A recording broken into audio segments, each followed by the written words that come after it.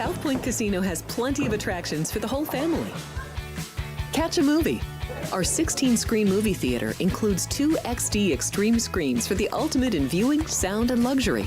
After the show, treat the family to a variety of treats at our old-fashioned ice cream parlor, Kate's Corner.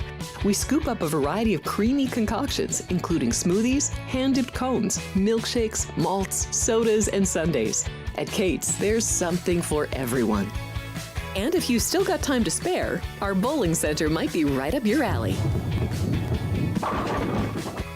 Voted Best of Las Vegas, it's a great place for friends and family fun.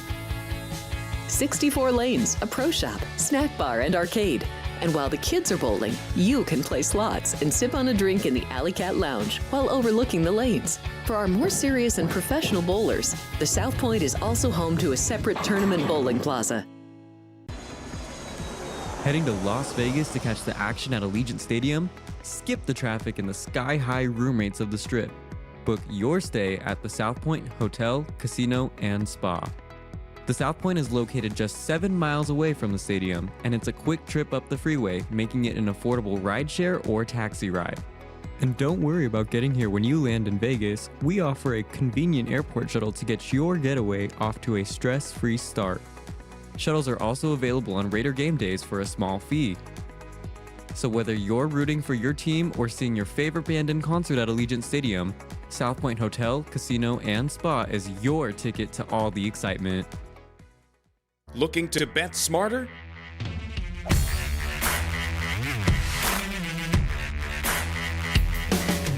Get sports betting insight and winning picks straight from the South Point Hotel and Casino. The favorite should be 220-ish, and here you can lay $1.65. So getting a plus 315 price here for this one to go to overtime. I like it. Their strength is their defense. I like the under. Join Sports by the Book Monday through Friday at 10 a.m. Pacific and bet your winning edge.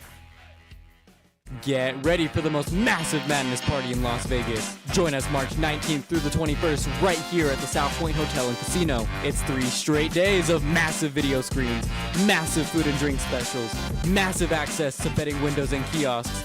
The only thing that's not massive is the price. Free parking and entry as always. Tip off to the madness starts right here at South Point Hotel and Casino, March 19th through the 21st.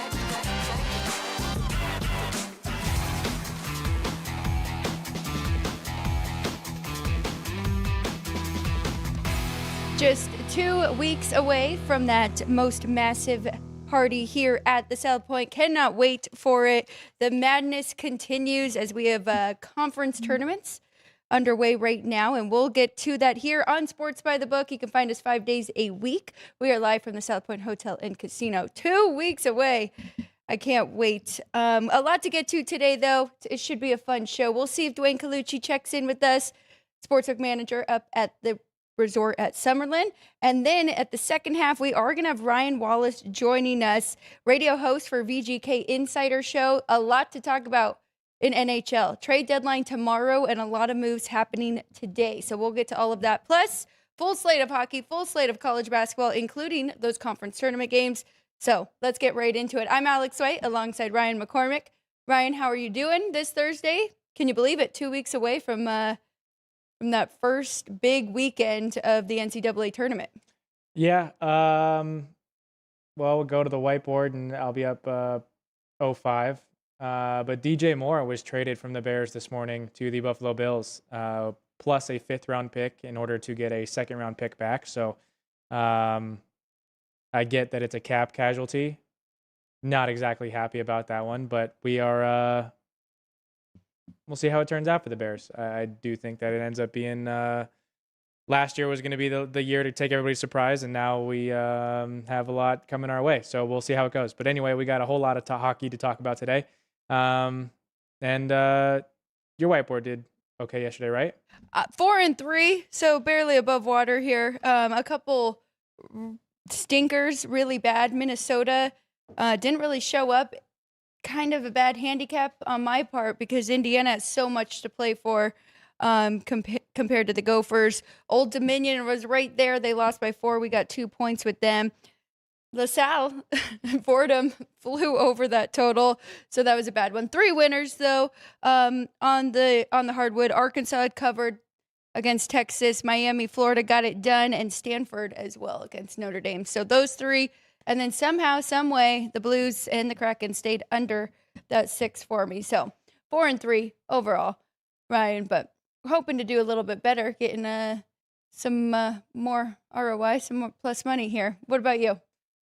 So we did get the over in the Knights Red Wings game. I texted you and Vince yesterday when it was 3-1 after the first period, and then it was 3-1 with 8 minutes to go in the third period. And I'm like, I'm going to be furious if this game ends 3-1.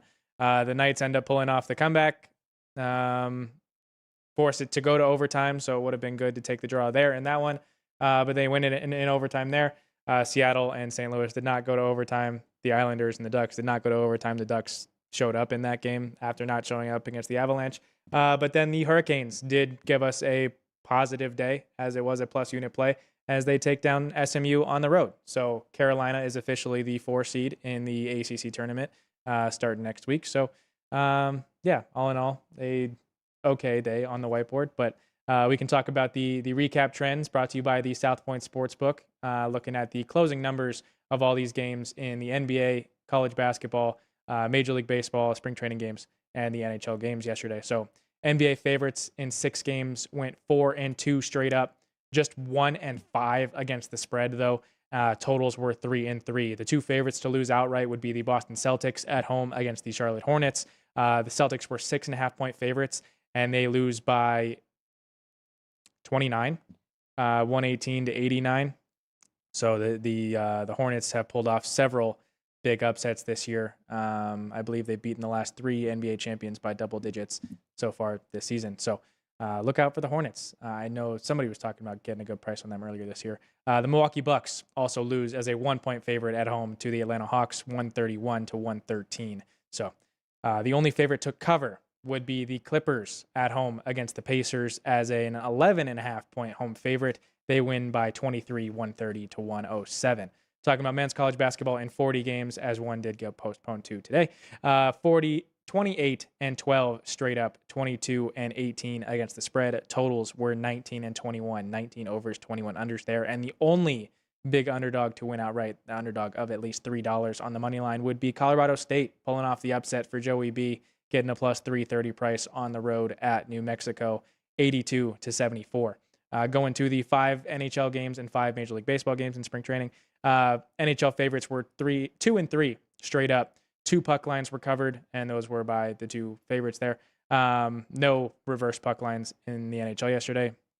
That'd be Carolina and Anaheim pulling off the puck line wins of at least 2 or more goals. Well, yeah. Carolina ended up not winning by 3, so if you laid the price for the 2, good on you. Totals 3-2 though, 3 overs, 2 unders there, and home beats away by 1 goal, 18-17. Grand Salami goes over the 30.5, which it was listed at. You had to lay a minus 125 price to get the over there on the Salami, but 35 total goals gets it done. Go ahead. No, sorry, you have spring training. Yeah.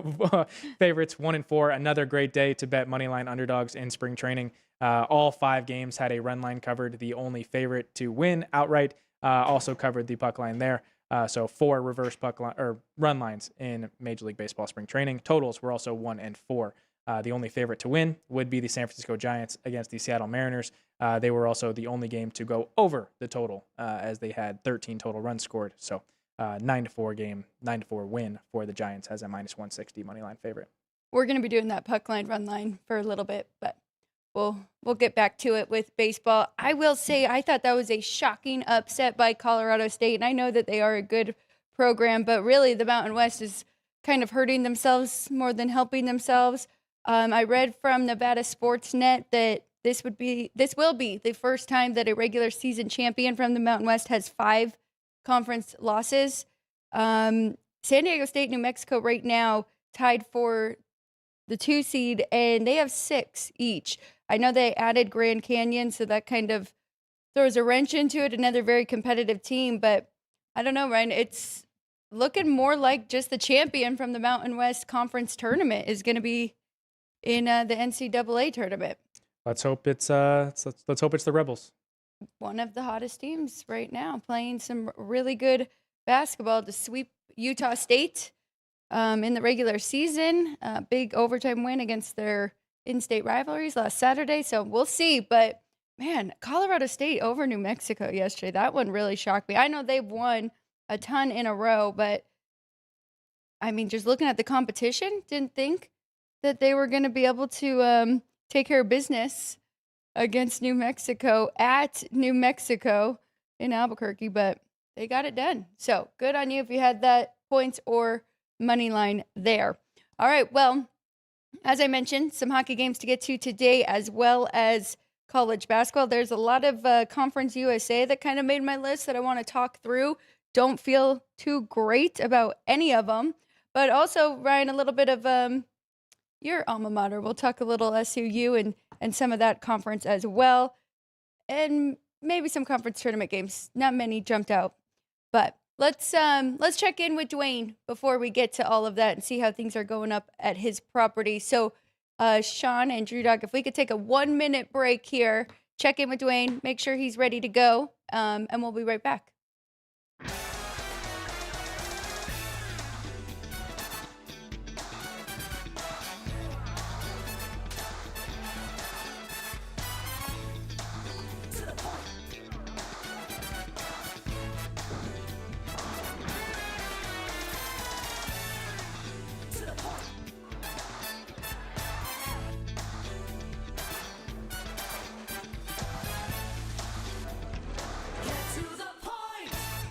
Get ready for the most massive madness party in Las Vegas. Join us March 19th through the 21st right here at the South Point Hotel and Casino. It's 3 straight days of massive video screens, massive food and drink specials, massive access to betting windows and kiosks. The only thing that's not massive is the price. Free parking and entry as always. Tip-off to the madness starts right here at South Point Hotel and Casino, March 19th through the 21st.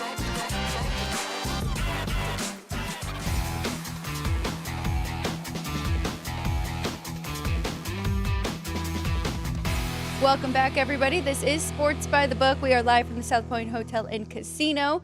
Alex White, Ryan McCormick, and now we go to Summerlin, where we check in with our good friend Dwayne Colucci up there at the resort at Summerlin. Sportsbook manager there for race and sports.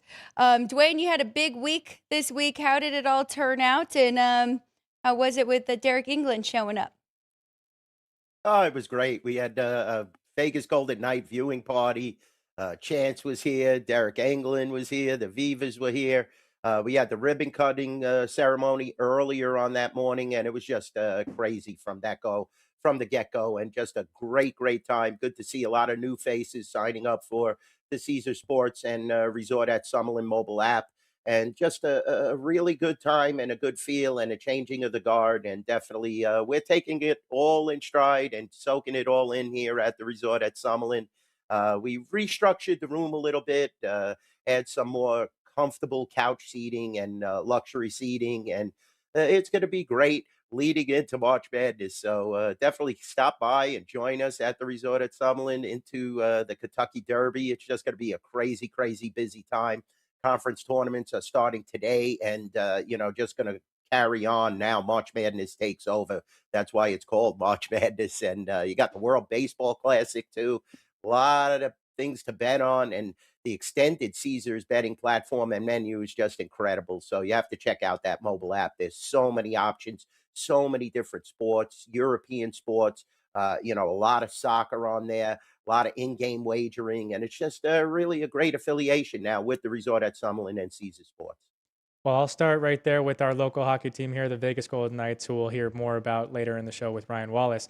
But you got to enjoy a game with one of the first captain of the Vegas Golden Knights, and Derek England. We're nearing this trade deadline time, so wasn't that enjoyable? They lost that. right. So the crowd was a little upset, but I was enjoying it. It was a great game. But so with that, with them losing their kind of struggles, and us being right here at the trade deadline, what do you think that they need? What do you view as what they need to improve the most in order to make this cup run? I'm not so sure that a cup run is in the horizon for the Vegas Golden Knights. I mean, the way the contracts are set up and the way the money is set up, it's going to be very difficult, Ryan, for them to improve on the current roster. Now, Mark Stone, he went down. A lot of people are grumbling, oh, that was right before the trade deadline and all that, with Hmm. the way you could manipulate the playoff situation and coming right back.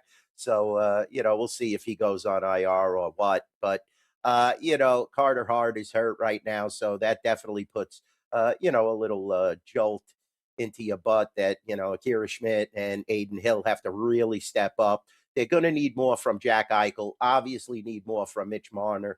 Uh, Deforiev has played well. Barbashev has played well. So it's very difficult. Riley Smith seems to be stepping up. I'm not sure they can make a cup run, but their division is so weak that they possibly can. I mean, if Colorado and Dallas start to really hammer each other, and Minnesota and that division, anything is possible. And especially if you play here in the Fortress, they have a distinct crowd advantage here in Vegas. So, I think they're in a decent position. It was great to see them come back last night. I actually bet on them last night, so I was happy to see that come back and cash a ticket against Buffalo. Buffalo's playing really well now, so they really dominated that third period as well. They were really peppering, and it just seemed like Buffalo put like three guys in front of their goaltender and were just trying to block everything as the Golden Knights were getting, peppering and putting a good barrage together.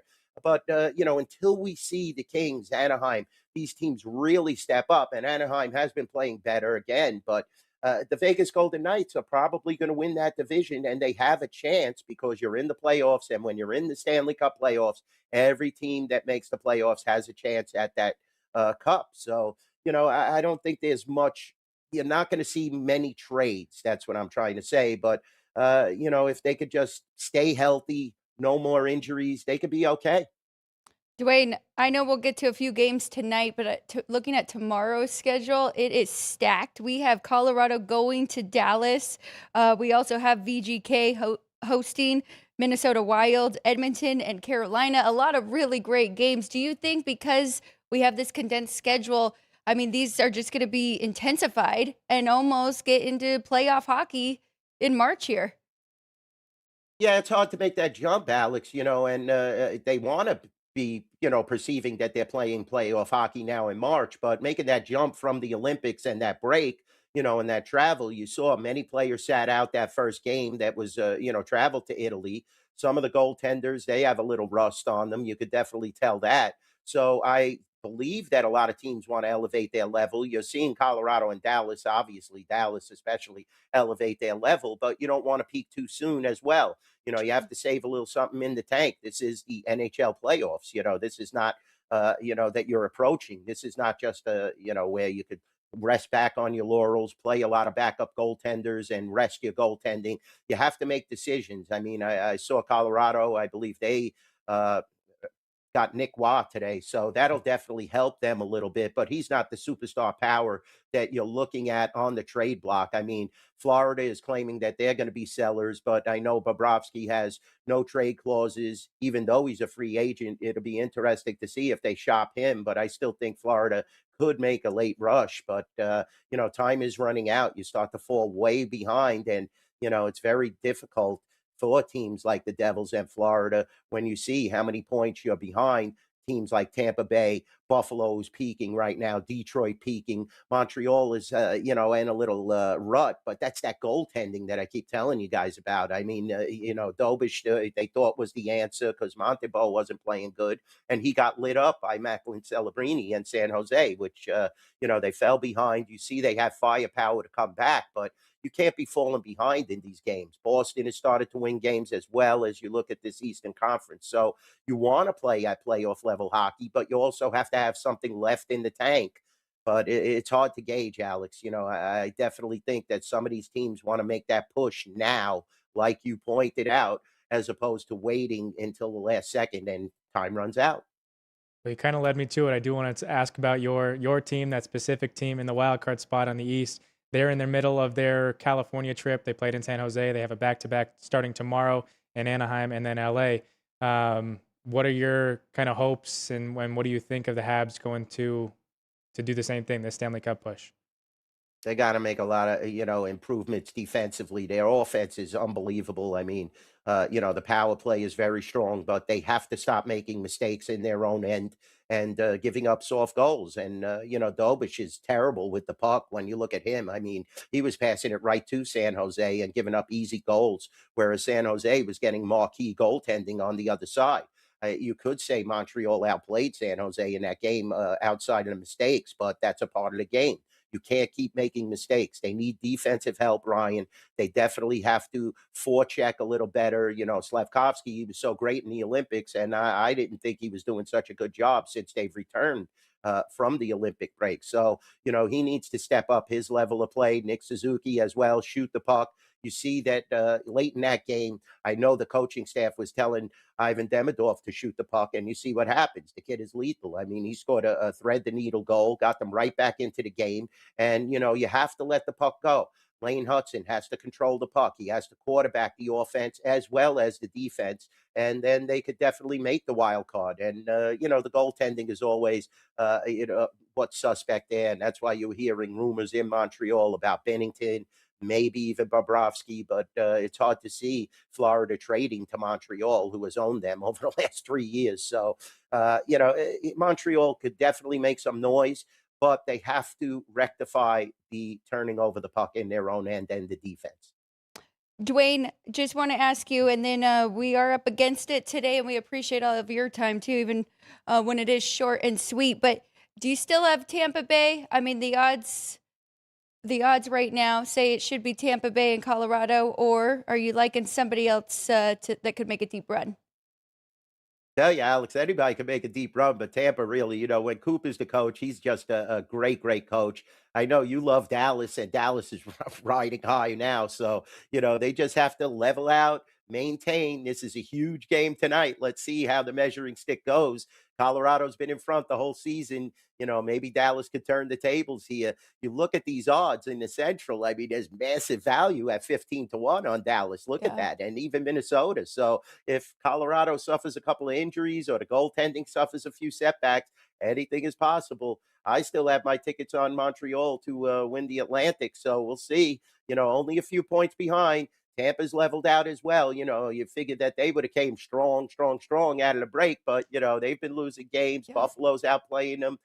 Detroit has been playing well. So anything is possible, Alex. I'll be honest with you. I'm not sold on those teams yet. I do respect Tampa, though, in that roster. Such veteran leadership at so many different directions you could go. And they're playing without some good players as well. Colorado as well. Deep roster. You're going to see them make a few moves before the break. The Golden Knights, like I said, they're going to win that division. Edmonton, constantly the bridesmaid. McDavid, wherever he is, even on Team Canada, it seems like a second place finish or a silver medal or, and giving out these MVP awards to him. Yeah, we already know he's the best player on the planet. But until you win something, how do you keep just, people would say, oh, should he have won the MVP of the Olympics? Well, he didn't win. And that was a superstar-laden team. So, let's keep an eye on the Edmonton Oilers. There's a lot of pressure on McDavid. When he's going to start to venture out of Edmonton if they don't win is also a factor. So maybe Edmonton could make a push this year, but I'm not so sure. You're right. I a little ahead of myself. We still do have a lot of hockey to go. Yeah, we do, Alex. There's plenty of games left. But you don't want to fall into a losing rut. That's the whole key. That's why I'm so nervous with the Canadians. They have to win games on this road trip. Now, Anaheim is very difficult. The Kings, I think they could beat, but how many teams are just going to keep beating the Kings? I think the Islanders are in a good spot to beat the Kings tonight, bouncing back after that Anaheim debacle. But, you never could tell. The West is very hard to handicap.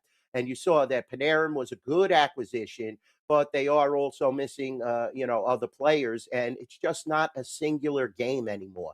The NHL is a full circle team sport. That's what makes it so great. And come playoffs, that's what made Florida so great. You had so many different role players that were able to maintain and play at a high level when some of the superstars, were in a rut. So, there's not that many Evan Rodriguez's out there on other teams and guys like that could lift you up in the playoffs, but you have to find those guys. You have to find the right lines. That's why it's a lot of pressure on the coaching staffs as well and the goaltending. You have to get a hot goaltender. Colorado, they have solid goaltending. I don't know if it's the best, though, in their division. You have a lot of studs in that division, and including Jake Ottinger. So, let's keep an eye on it. Vegas Golden Knights and Montreal, very similar with their goaltending. They give up a lot of goals. They have a high-powered offense. But if Montebo or Aiden Hill could get really hot, you saw Aiden Hill win a cup already. So, definitely Vasilevsky is probably at his best right now and down the stretch. So he's been proven several years.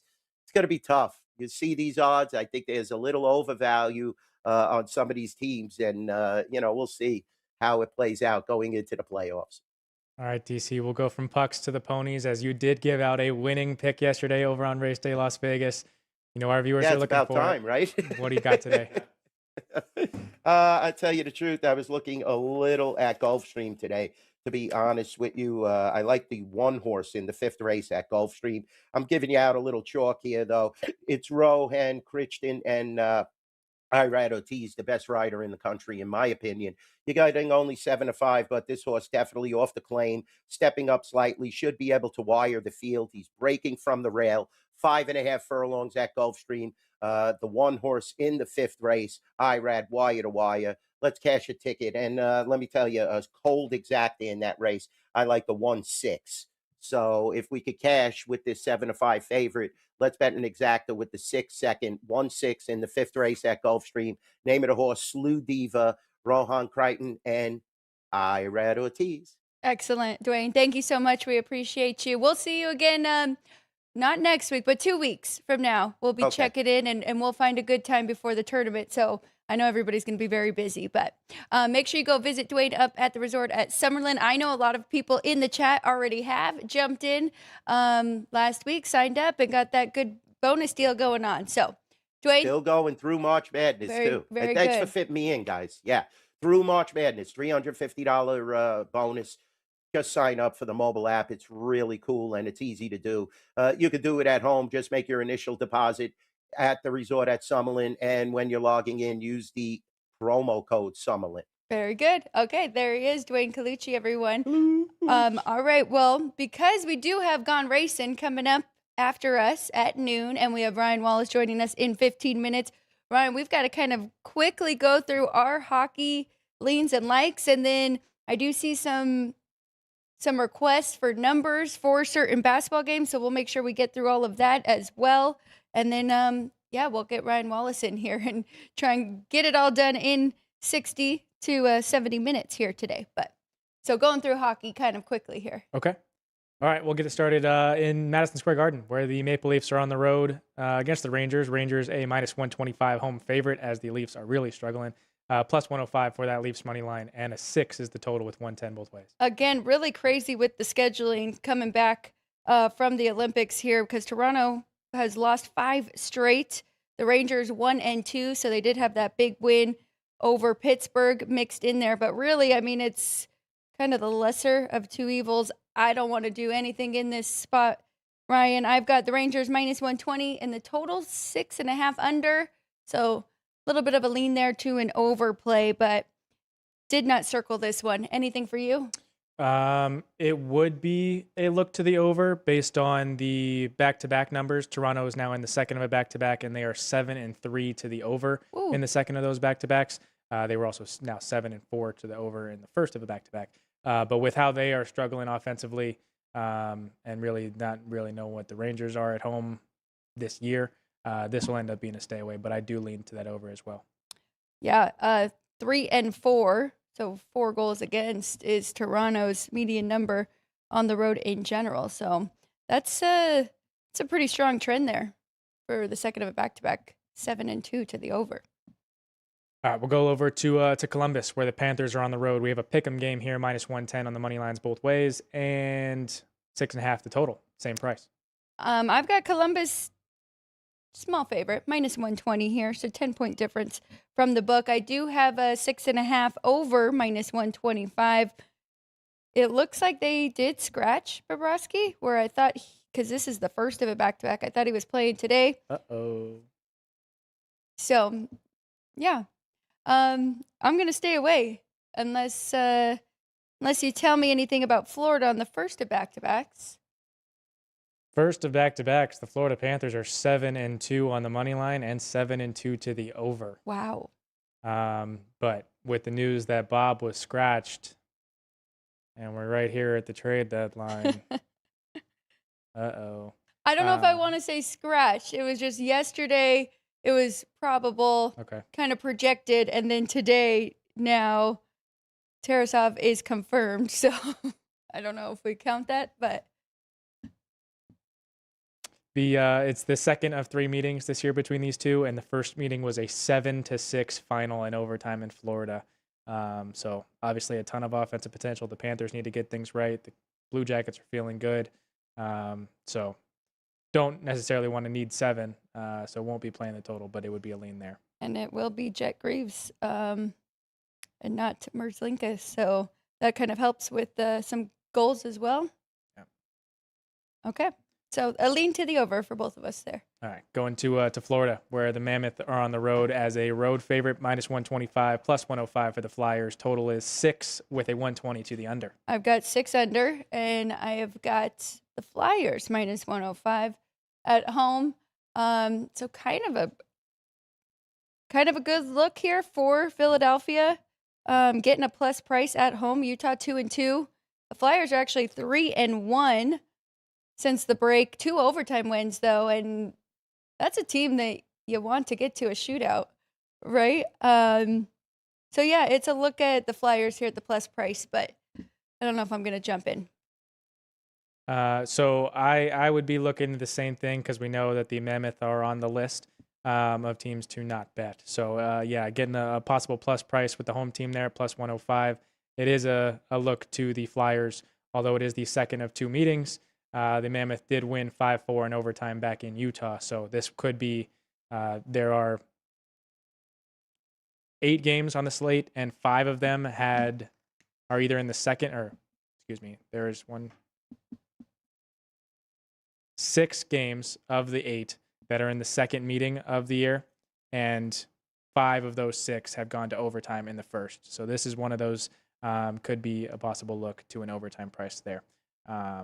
But we'll check on that for you later. All right, going to Pittsburgh. The Sabres on the road against the Penguins. Sabres a -115 road favorite, -105 for the Penguins. Total is 6.5 with a 115 to the under. It's tough to get in front of this Buffalo team right now. 4-0 since the break. Pittsburgh 2-2. They are coming off of that 2-1 loss to Boston. I think the numbers are right. If I add in that winning streak for Buffalo, kind of make them a small favorite here, and 6.5. So pass for me. Anything for you? Third and final meeting of the year between these two. The Penguins have won both, so they're going for a 3-game sweep here. 4-2 in Pittsburgh, 4-2 in Pittsburgh on November 26th, and 5-2 in Buffalo exactly a month ago. So they won and covered the puck line in both of those? yes, they did. So the Penguins might have their number here. That would be a look to the reverse puck line in this game if you want to continue that. But this one also being priced the way it is could be another one to look at for overtime. Let me get the other one first. I think it was the Flyers, right? Or you had told me, and I had played the avoiding the sweep. Yeah, it was the Flyers against Toronto, so that did work out. If we wanted to try and make the case for Buffalo, but could be a bad matchup. 305 on this regulation draw, 285 on the last regulation draw. So I wouldn't want to play it in that Flyers game. I like to get at least $3 playing the overtimes. But this one should be a great matchup as the Sabres are absolutely firing on all cylinders, and the Penguins playing well, even though they don't have Sidney Crosby. So this one will be a fun one to tune into. All right, going to Nashville. Second of 2 meetings between the Bruins and Predators. Bruins a slight underdog, -105, 115 for the home team Preds, and a 6.5 is the total with -115 to the under. I do think those numbers are correct, but I mean, that's a pretty cheap price for a better team, even though they are on the road. And you've been trusting and betting on Boston more than even me. And Boston 2-1 since the break. Preds 1-3. I don't think they are gonna all of a sudden go on a run here. They've been more sellers than anything. So it would be Boston or pass. And I think that 6.5 is correct, even though feels crazy to say for these two teams who have been under teams for years now. This is a look to the Bruins for me in this one. So second of two meetings, the Bruins did win the first in overtime. That was back in Boston with a final score of 3-2. So a team that I've trusted for the entirety of this year in the Boston Bruins going against a team that we have not really put much respect on in the Nashville Predators. So it'll be a look, at that minus 105 there for the Bees. Going to Winnipeg, where the Lightning are on the road as a minus 185, a road favorite, plus 165 for the Jets. Total is 6 with a minus 120 to the under. So this game, my dad actually called me this morning and said, is Hellebuck not playing? Why is Tampa Bay such a big favorite over Winnipeg? I've got a minus 155 on the road, but kind of talking through it, and, I told him how high Tampa Bay really is in the market, and they were the hottest team going into the break. They have cooled off a little, though. They are 1-3 in their last 4. The Jets are 2-2. They've been playing very competitive. 4 straight overtime games, Ryan. I think you probably have that too. But then how much do you want to take competition-wise with those overtime games and their 2 winners against Chicago and Vancouver?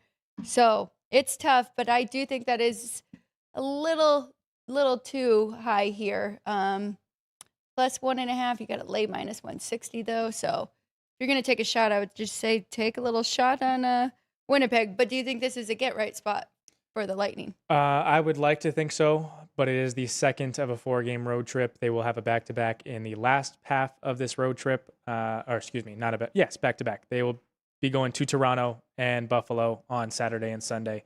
So could be, it is a pretty tough spot here for the Lightning. So I don't think there is they are a $2 favorite elsewhere in the market. Jeez. I don't think that's warranted. So if you can get that plus 165, it is 165 here anyway. I don't hate that. A look with the Jets at the plus 165. Small pizza money price here.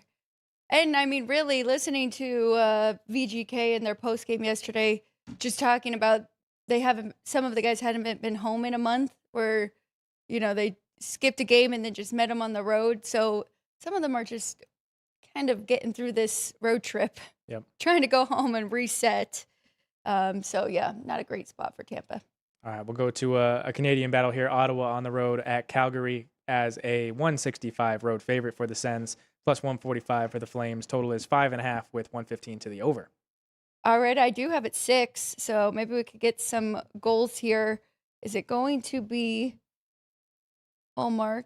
And yes, it will be Ullmark, but then some are saying Cooley, some do have Dustin Wolf, but I think we could get multiple goals in this one. I know Calgary's been a little inconsistent in the scoring, but I also think that number's a little steep for the Senators. But I kind of want to just watch, maybe not bet against them, and see if it is warranted for how high they are in the market right now. But 1-2, tough loss against Edmonton. They probably should have had that one, let that slip away, and the Flames are 1-3 since the break. So if anything, I would bet over 5.5, looking for multiple goals, and probably most of them would come from the Senators. I definitely like it. Second of 2 meetings between these two, so final meeting of the year. The first meeting was a 4-3 final in a shootout, so it would be over easily, going to overtime over that 5.5. The Senators did win that one at home. So, don't think that this should be a minus 165 favorite here in Calgary. Calgary's kind of earned a little bit of respect since the beginning of the year, but they are still at the bottom of that West. So, but definitely a good look there to the over that 5.5. This next one is also a good look here for me. Islanders on the road. There's a slight hesitation with that though. Islanders on the road in LA as second of a back-to-back. They are getting plus 110 on their buyback, minus 130 Kings as home favorites. Total is 5.5, 110 both ways. Well, I think these are two teams going in opposite directions. I do have the Kings as a short favorite at home, minus 120. But seeing that plus price, the Islanders were already a team I was looking to back on going on a run. So 3-0. Well, that was 3-0 before last night. Yep. So 3-1 now. bounce back spot. I don't know. What do you think? And what was your initial look here for this game? So the Islanders, second of a back-to-back. This year they are 7-3 on the money line in the second of a back-to-back. They are 2-8 on the total. 2 overs, 8 unders. But they started the year with 8 consecutive unders and have now gone over in back-to-back games in second of back-to-backs. So last night kind of getting back to form. Granted, they are an East Coast team now all the way on the West Coast, so it could be a little bit of travel spot. Someone that they have a lot of familiarity with is now on the Los Angeles Kings, and that'd be Artemi Panarin. So they will know that they have to shut him down offensively, and he is the main piece of that Kings offense now.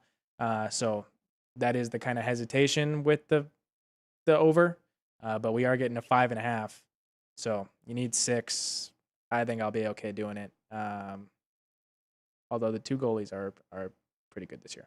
So what the hell? Over 5.5. You're going over 5.5. I'm taking the Islanders, getting that plus 110 here. I like that case that you just made too. And it will be Sorokin. So they did have Redditch go yesterday against the Ducks. Now we're getting their number 1 today, which doesn't help your 6 necessarily. No, I like that plus price a lot better. So okay. Good there. I convinced him. Yep. Coming over the dark side. Okay. Let's kind of run through some basketball quickly, Ryan, and then we'll take a quick break, and then we'll bring in Ryan Wallace to join us to talk about all these crazy trades here. All right. We do have a couple of requests in the chat, so we'll start with 759-760. This would be Sam Houston on the road at Delaware. Delaware is a 7-point home underdog, total of 148. So this is a look for me. Power rating say 10.5 for Sam Houston. They are second right now in the Conference USA. Delaware is dead last. It's just tough, and you kind of got to make your own judgment here. Only 10 teams are making it into their conference tournament. Delaware is on the outside looking in. They have to win both of their next 2 games against, starting here, second best team in the league. How motivated are they going to be? And on the other side, Sam Houston cannot catch Liberty, but they do want to keep the 2 seed here. So I like that side. I do think the numbers say it's a play there, but I don't know how cute I'm going to get with some of these big favorites. And Delaware kind of playing for, the rest of the season and a chance to be in the tournament there. Now we'll go from one home dog to another. This would be Missouri State at home against Western Kentucky. They are 2.5-point home underdogs here at the South Point, and the total is 153. It's exactly the same situation. Western Kentucky is third right now in that league. Missouri State is tied for 8th, so technically they are in it right now, so desperation. Western Kentucky, the far better team, though, and that is a very, very short spread there that I think that they could cover. So again, I do lean that way. Power rating say 7 for Western Kentucky on the road against Missouri State. All right, we'll go to the largest favorite on the board. That would be the Michigan State Spartans hosting Rutgers. Rutgers catching 19.5 for the game, total 140.5. Rutgers home revenge here did lose to the Spartans earlier this year, 88-79. Adding that home revenge in, our number comes to 14.5. So it is a lean to the dog. Maybe looking at the first half, Michigan State does have Michigan up next as well. But it will be senior night. It is their last home game. So however you decide to play that. But I would be looking at taking first half. You get 12 points there. Rutgers can keep it close early on. All right, going to Jacksonville State on the road at New Mexico State. New Mexico State, 6-point home favorite, total 143.5. Home revenge there for Jacksonville State. So I think getting 6 points, this one will be making the card. These 2 teams are very close right now in the standings. Jacksonville State actually ahead of them. Would like to stay there, would like to split on the regular season. So I'd be taking the points, maybe a little bit of the money line there. All right, South Florida on the road at Memphis. South Florida is another road favorite here on the card. So 7-point road favorite, total 160.5. And this one's interesting because remember we talked about the American going to the step ladder. South Florida, one of the best. Memphis is having a very down year, but also will be playing to try to get a better spot in the tournament to make a run. Power rating say 11 for South Florida on the road, but that one I'm going to stay off of because I know Memphis does have the talent, just has not worked out this year.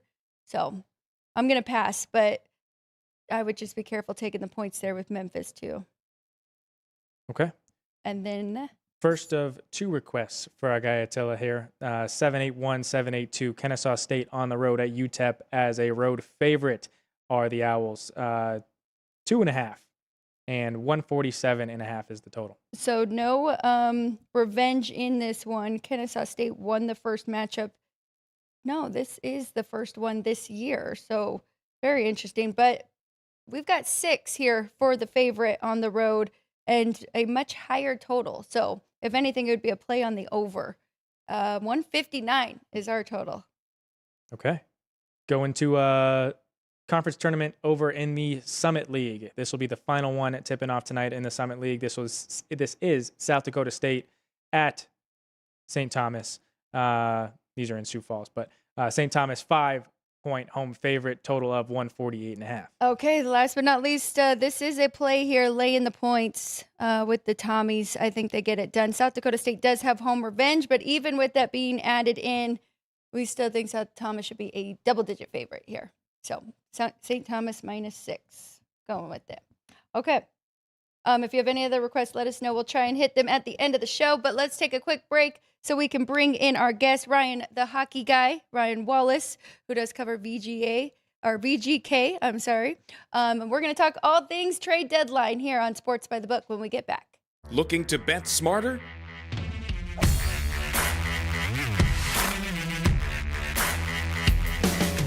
Get sports betting insight and winning picks straight from the South Point Hotel and Casino. The favorite should be 220-ish, and here you could lay $1.65. So getting a plus 315 price here for this one to go to overtime. I like it. Their strength is their defense. I like the under. Join Sports by the Book Monday through Friday at 10 a.m. Pacific and bet your winning edge.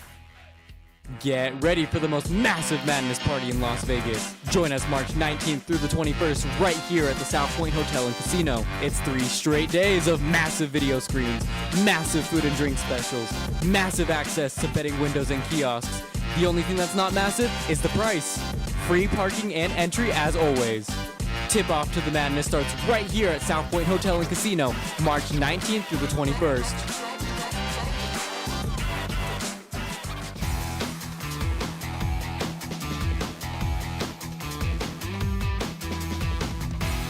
Welcome back, everybody. This is Sports by the Book. We are live in beautiful Las Vegas, live from the South Point Hotel and Casino.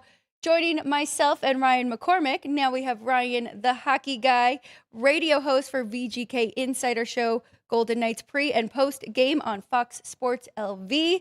Very happy to have you here with us, Ryan, and I know you are busy because there have been a lot of trades today, which we kind of thought they would all come tomorrow, but any big surprises that you weren't expecting so far? I don't know if surprises is maybe the right word. It's been pretty active early on this morning and the last couple of days as well. So that's a step in the right direction. It did seem coming into the week that it was going to be a little bit on the slower side. And if you look at the last 12 to 24 hours, it's seeming that business is picking up. So a couple of moves today, centering on center depth for a couple of teams out in the West. One, the Vegas Golden Knights, the other one, the Colorado Avalanche. So we can get into those trades if you want to as well. Yeah, let's start right there. VGK actually won yesterday and today, if I'm not mistaken. So let's start with the Vegas Golden Knights and a gritty come-from-behind win yesterday in overtime, which they really needed. Yeah, absolutely. I mean, they had dropped 3 in a row on that road trip. They needed to find a way to stop the bleeding just in terms of, not picking up points coming out of the Olympic break. They had a really big win in LA without their 5 Olympians that played in the gold medal game. And then they followed that up with a game in Washington where they allow the first 3 goals, score 2, but can't dig themselves completely out of the hole. Then you follow it up with Pittsburgh. They get shut out for just the second time this season, allow 5 goals, and lose their captain, Mark Stone, due to an injury. And then it's, the same story in Buffalo. It's you spot the Sabres 3 goals, you come back with 2, but you're unable to get it to the finish line. Last night, they were able to get it to the finish line. They did have a new player in the fold after the game in Buffalo. The Golden Knights traded for forward Cole Smith of the Nashville Predators. They sent Christopher Setoff, a defenseman that played for the Henderson Silver Knights, and a third-round pick in 2028 to Nashville. And then just this morning, the Golden Knights make it official. They trade for center Nick Dowd from the Washington Capitals. They send Jesper Vikman, goaltender, again with the Henderson Silver Knights, a second-round pick in 2029 and a third-round pick in 2027 to Washington. For Smith, he's a winger that's played in the past with Colton Sissons, so he's slotted into the fourth line for the Golden Knights. Had a pretty strong game. He's a big body. He's going to hit. He's very north-south. What you see is what you get with Cole Smith. And on the Nick Dowd front, my guess is he's going to start as a third-line center for this team.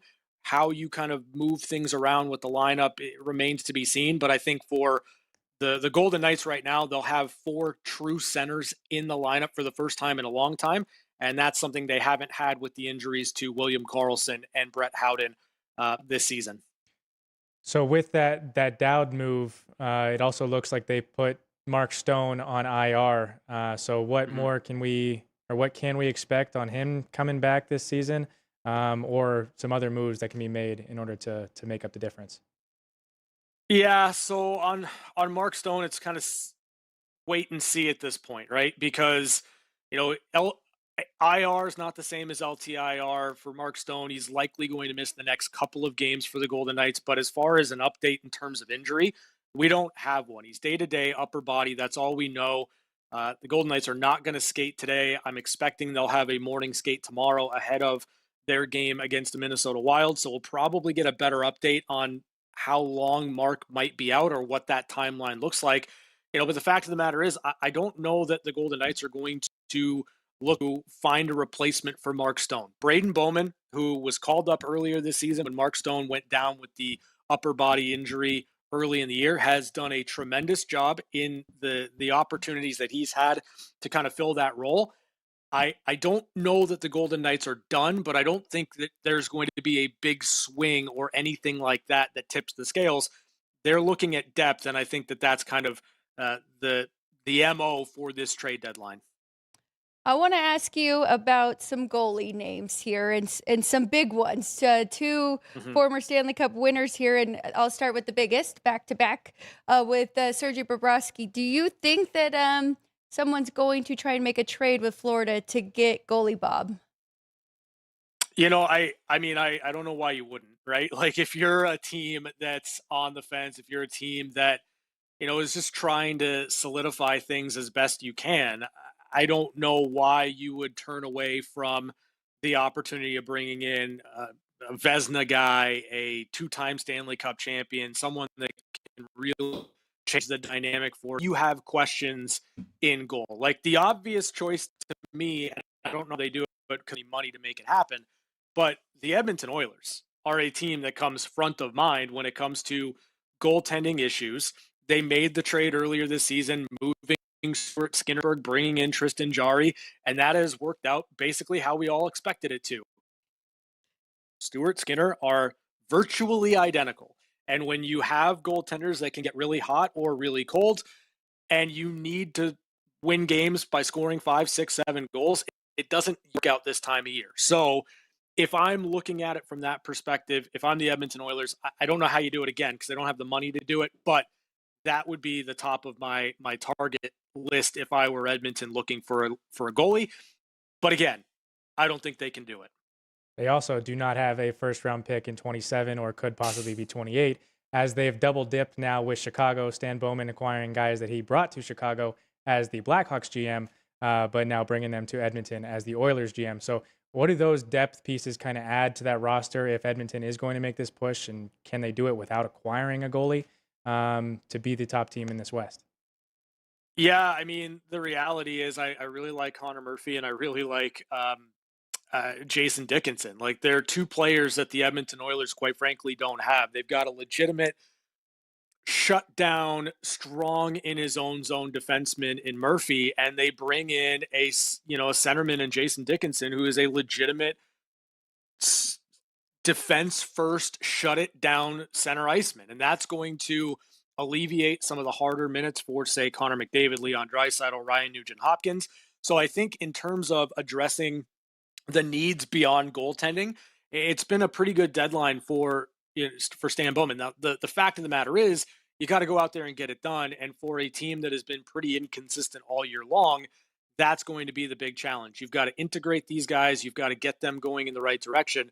And then you have to try to alleviate some of those harder minutes for your best players in order to make a real impact. But I've liked what Edmonton's done at this point. The biggest question mark for me is if they play more structured in front of the goaltenders, does that automatically mean the goalies are going to make more saves? I'm not sold on that concept yet. Ryan, I want to ask you, because we saw Minnesota get it started early on before the Olympic break and blockbuster trade there, get Quinn Hughes. We're seeing Dallas start to make some moves, VGK, Edmonton. Is everybody kind of just chasing Colorado? And do you think any of these teams are building up this roster to where they could win a 7-game series?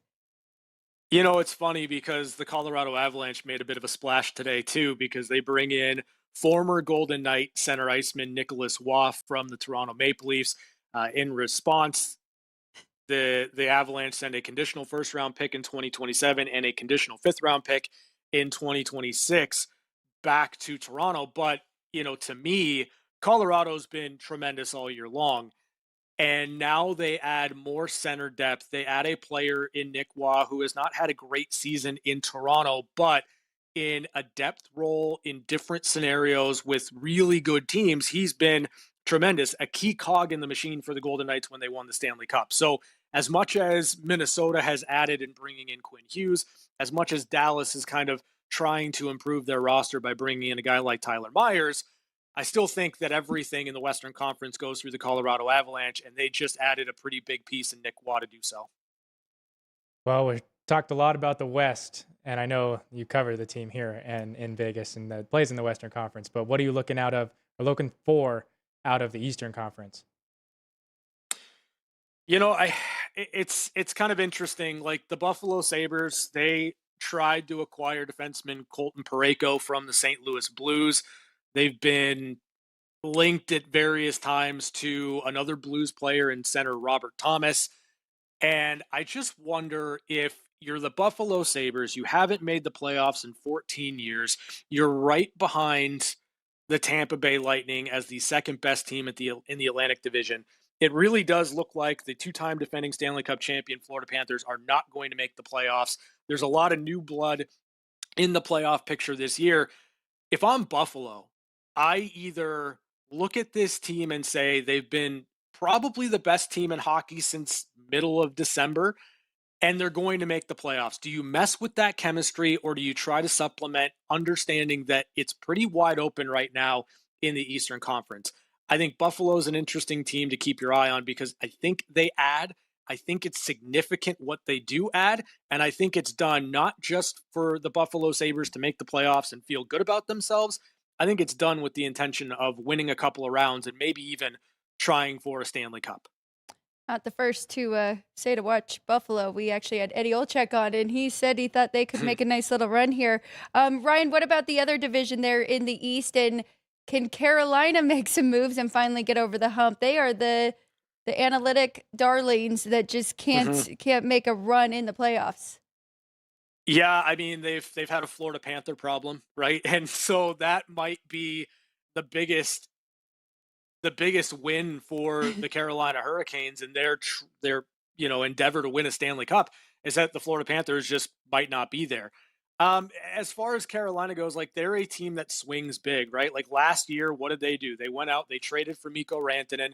They were hoping that if they got that deal done, they'd be able to sign him to an extension. It didn't happen. Yeah. They were also going after Mitch Marner.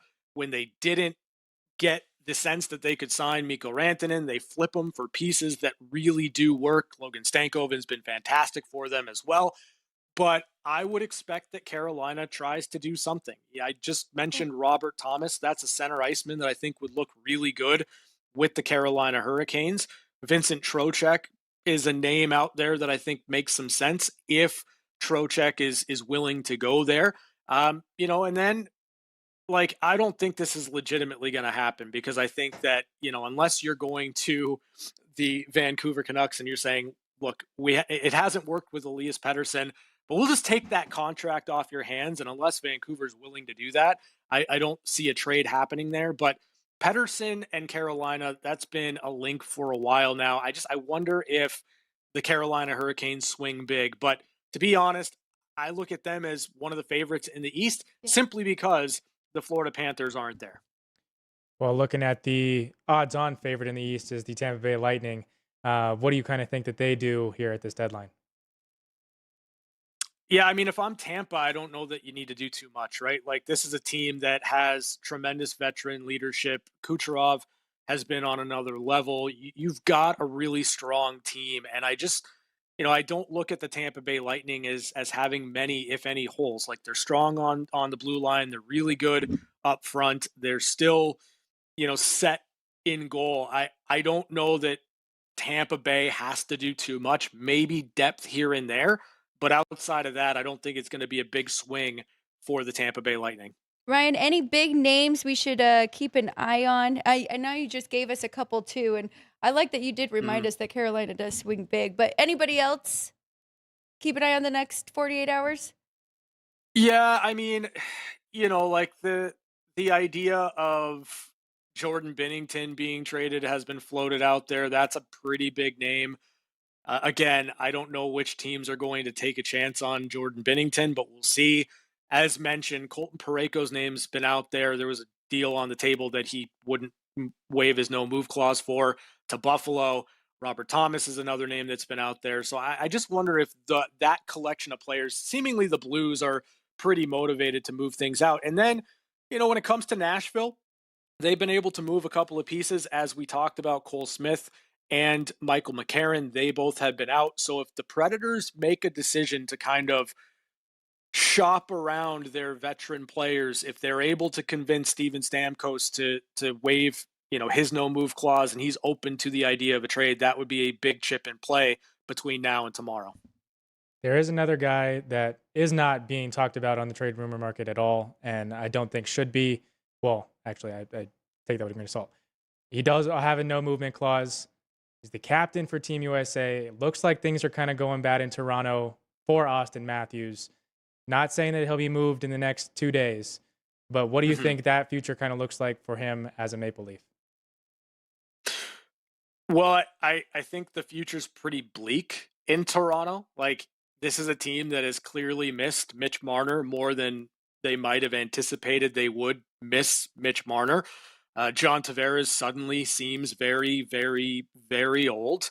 And, if I'm Auston Matthews, like, you're kind of in that prime of your career, and you can debate whether or not he's been good enough this year, all that's fine. But when Auston Matthews' game is on, he's a 60-goal guy, and he's not had tremendous playoff success. So, like, full stop, if I'm Auston Matthews, and it's clear there's a rebuild or a retool or whatever word you want to attach to what's going to happen in Toronto this offseason and next year, then I'm looking at an opportunity to move to a place where I have a legitimate chance to get back to the playoffs and win a Stanley Cup. Full circle here. You brought up Mitch Marner, and he was a big component yesterday helping the Vegas Golden Knights get that overtime win. You also tweeted and gave a lot of credit to Aiden Hill. So how are you feeling right now if VGK doesn't make any goalie changes, maybe another defenseman, or they already did one. So how are you feeling with the roster built right now, making another cup run? Yeah, I mean, the reality of the situation is Aiden Hill had a really strong second and third period. There was really only one goal last night that, I didn't love, and that was the third goal of the game for Detroit in the first period, the Alex DeBrincat shot. But after that, Hill settled in, and he was tremendous and a big reason why the Golden Knights were able to complete the comeback and win the game. As far as making a run, I'm comfortable with the Golden Knights goaltending because I just think that it's been a tough year to gain traction between the pipes when you're dealing with injuries the way that Aiden Hill had this year. That all being said, making a cup run for the Golden Knights is very simple. You got to find a way to finish first in the Pacific Division. Right now, they are a point ahead of the Anaheim Ducks. And so if they can hold off Anaheim or hold off any of the other teams in the Pacific Division, to finish first, then you guarantee not going to see Colorado, Minnesota, or Dallas, one of those teams, until the Western Conference final. That is the best path to getting back to a Stanley Cup final. And so really the most important thing for the Golden Knights is to finish 1 through 3, but ideally first in the Pacific Division. Okay, well, hopefully more wins in regulation and not just forcing overtimes, but we'll see how the rest of the season goes. Ryan, we're excited. We finally get VGK a home game since the Olympic break. What can we expect tomorrow when they're hosting Minnesota Wild? Yeah, I think, you're obviously going to get a first opportunity to take a look at Cole Smith live and in person. I thought he was good last night for Vegas in Detroit. I'm guessing Nick Dowd will be available, so we'll get to see kind of where Bruce Cassidy's initial leanings are with the line combinations and what he wants to see. Hopefully we'll have an update of sorts on Mark Stone and his status moving forward. Same thing for Brett Howden as well, who's missed some time for the Golden Knights as well. But you're going to get to see the Golden Knights against one of the powerhouses in the Western Conference, the Minnesota Wild. It's Quinn Hughes coming to Vegas as a member of the Wild. So it'll be a big game, an important game, obviously, for the Golden Knights to try to build a win streak and build that confidence that maybe they picked up with a nice overtime win yesterday in Detroit. Should be a really good one. I'm looking forward to it, definitely. Thank you so much for your time. Where can everybody listen to you regularly to get all their VGK news? Yeah, so the Monday through Friday show, the VGK Insider Show, that is 4 to 6 p.m. on Fox Sports Las Vegas.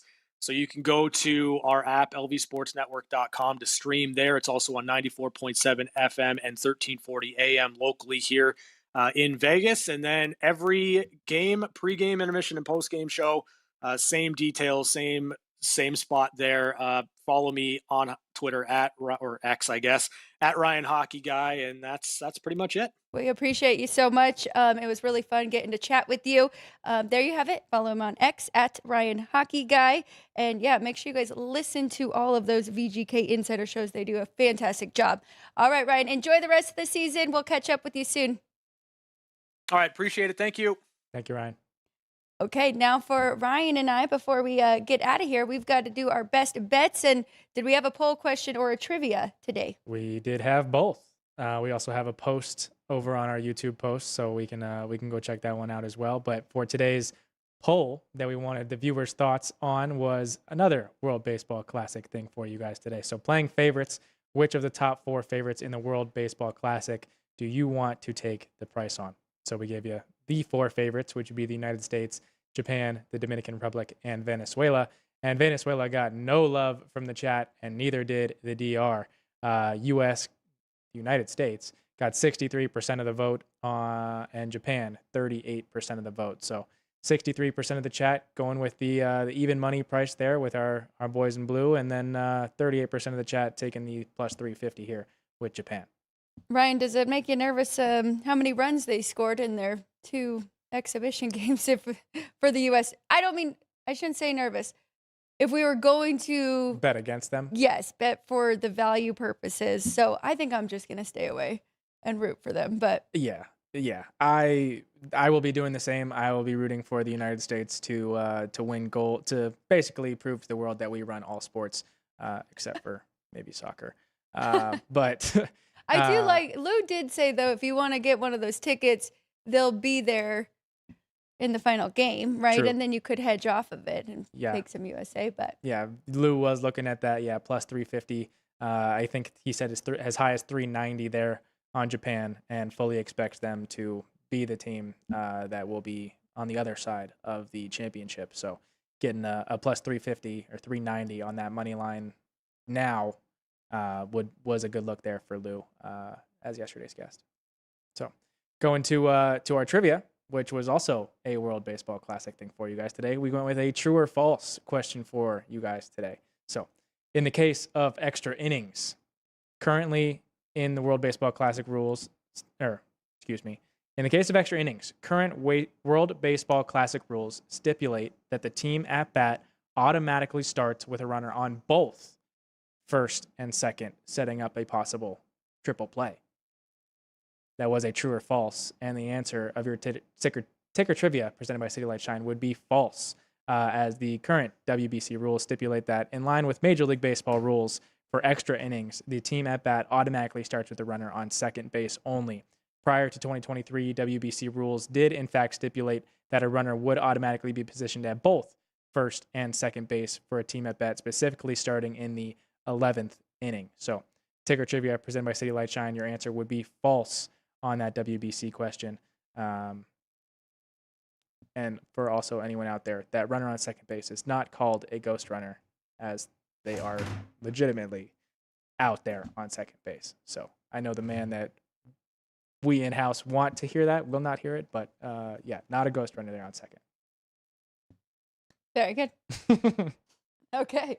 You want to start us off? Do you have your whiteboard ready to go? Not quite. I need to put one more. Okay. I guess I will start it off. And I did want to say, I saw this nice little trend for the West Coast tournament games where totals of 147 or higher have gone 27, 12, and 1 to the over. That is 69.2%, while averaging 156.8 points per game. So there was one I saw on my dad's sheet today, Kenny White Sports, if you want to get his power ratings. Pepperdine and Portland, 152 is the total. That is 817, 818. He's got it much higher, 152. That is more than 147. So trends say that we should get a lot of points between those two, and his number is 165. So if you're looking for a little bit of a West Coast Conference action tonight, maybe look to an over in that game. Okay, I've got 2 college basketball and 3 hockey for you on this Thursday. Very fun show. Thank you to Dwayne Colucci and Ryan Wallace. Packed. Felt like we were moving quick there. But here we go with my 3 hockey plays. I am going with an over here. Yesterday I went with the under, but we're going Ottawa Senators.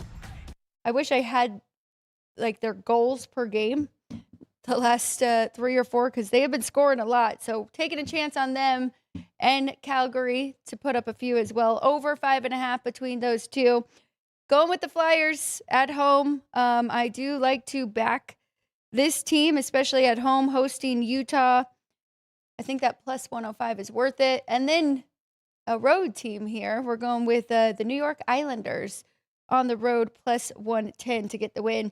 2 college basketball. We are going with Jacksonville State against New Mexico State, catching 6 points, Conference USA. And then we're going with St. Thomas Summit League here. If I'm not mistaken, those are on campus, right?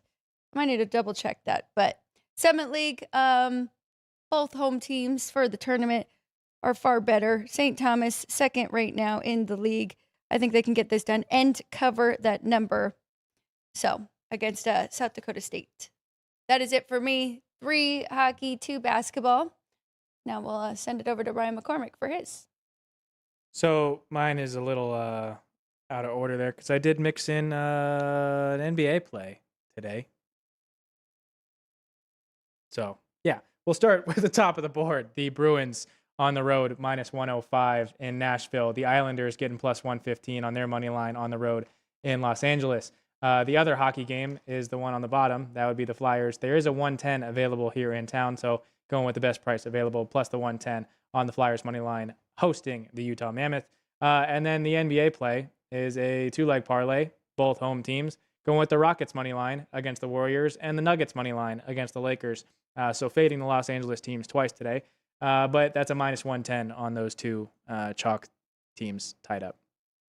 Very good. And there are some teams that are tanking that we are supposed to yesterday be fading as well. The bottom 10 teams in the league, I believe it is, combined for 40 straight losses.